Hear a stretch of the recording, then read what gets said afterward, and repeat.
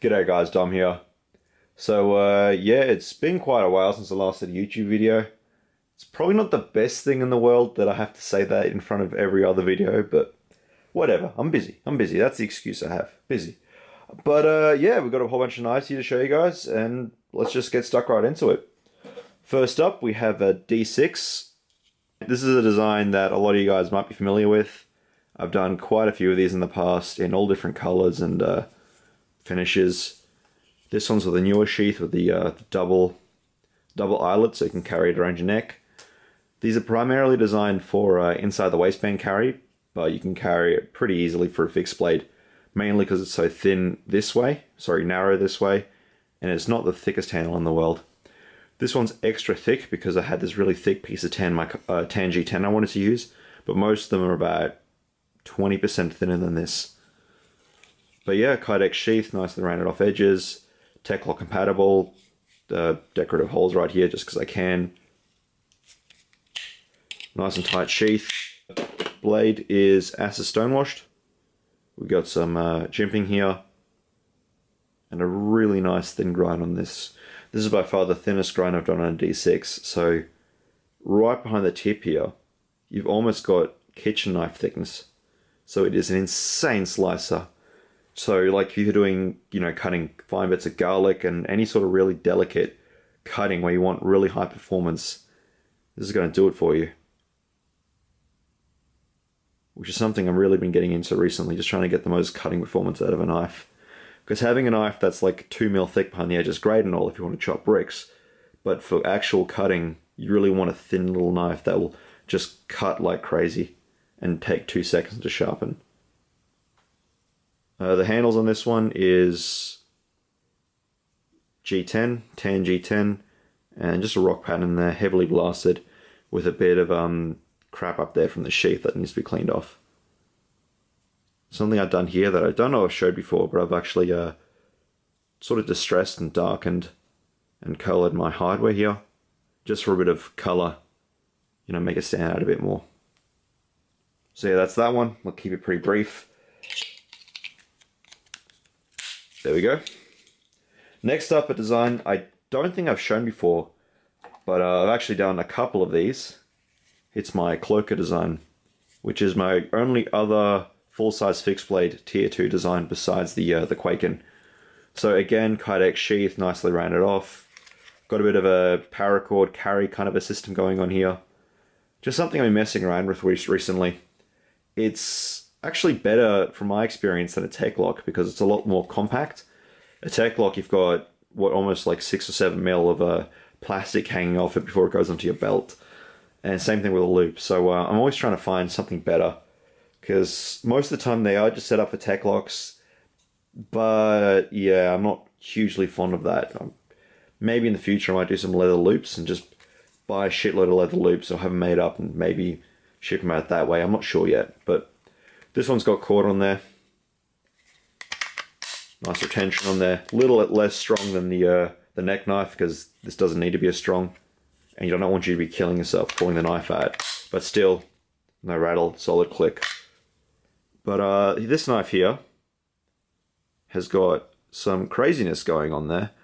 I was in a bit of a weird mood when I was doing it. It was like 2 in the morning and I was just hopped up on Red Bull.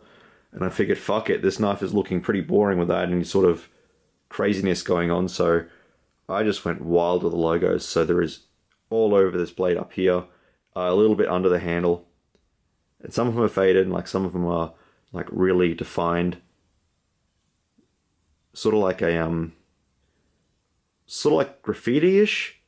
Kind of reminds me of like a little spider babies or something crawling off a mother or out of an egg sac or whatever they have. Not as thin as the other one, but still really nice and lean for good cutting. aeb-l stainless steel. Canvas micarta with sort of a pattern I sort of came up with by accident. I was originally going for an Anze pattern, but I kind of fucked it up. So I added these little notches here to kind of fix my mistake. And I really like that effect it gives. It kind of, makes it a bit different from the ones I've done in the past. I think I'll do this again, especially on micarta, because it just helps expose that weave in the micarta, which is the main reason I use this stuff. That's a stone notch everywhere else. Full-size handle. And this one here is designed to be more of an outdoor, all-around kind of a knife. So you've got a shitload of belly right here.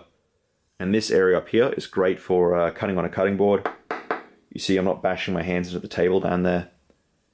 And this area right here, it's at an angle, which is great for power cutting. So if I'm not going to cut into my finger, but we cut into the sacrificial ruler. As I'm pushing, you can see it's kind of forcing itself deeper into the cut because of that angle. So I can get a really nice deep cut with it. And basically cut my ruler in half. And that was pretty easy, like I could probably cut the whole damn thing in half, but this is a really dusty ruler and I don't want to scratch the shit out of my blade because that finish took a really long time to do with the logos. So, oh, and also it's got the rounded bit up top so you can put your thumb on top of it and rest it nicely and do a bit of a skinner kind of a deal. So yeah, that's that one. Last but not least, probably actually the highlight of the evening is the linerlock number 9. This one's got canvas micarta on there with sort of a new pattern. I've been calling this the flint pattern because it's like the rock pattern, but it's kind of stretched out a bit more. Don't know if it's going to come up well on camera, but it's got these more elongated chips. The rock pattern's a lot more compact, which works on thicker stuff, but the thinner stuff this works a little bit better. And also just gives a different effect, which is, you know, what I like to do. I like to mess around a bit. This is fun for me, guys, so whenever I can, I like to just fuck around and do different stuff. We've got titanium hardware on this that I just sandblast a little bit just to dull them down. Titanium clip. I put my logo on the clip this time because I didn't want to put it on the blade. I wanted to keep the blade nice and sterile. And I do have to fix this little corner up here. It looks a little off. I was going for sort of a matching shape with the butt of the knife, but it's not looking right, so I'm going to knock that peak off and re-sandblast it. And again, we've got that little spacer there. Something I'm probably going to move away from because that's a nightmare to do, that little spacer. And we've also got some jimping here. Totally non-functional jimping, but it just adds that something to the knife. This is actually my favorite bit of the knife right now, is looking straight down it, and you have the taper as it comes back towards the butt of the knife. You have that jimping. And the nice sandblasted liners. And a super long backspacer. I've been doing that quite a bit recently. I quite like that effect.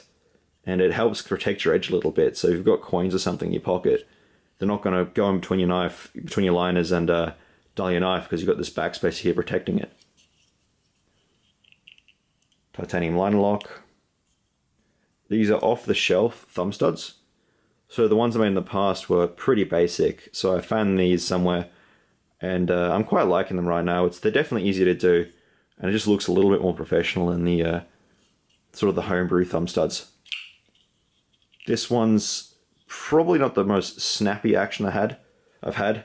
The previous ones were extra snappy, like they had a really firm detent on there and a really strong lock bar. So when you fired it, it'd fire like a rocket. This one's more of a, I mean, you can fire it out fast like that. I mean, I'm doing it now, but it's more of a gentle kind of opening action. But yeah.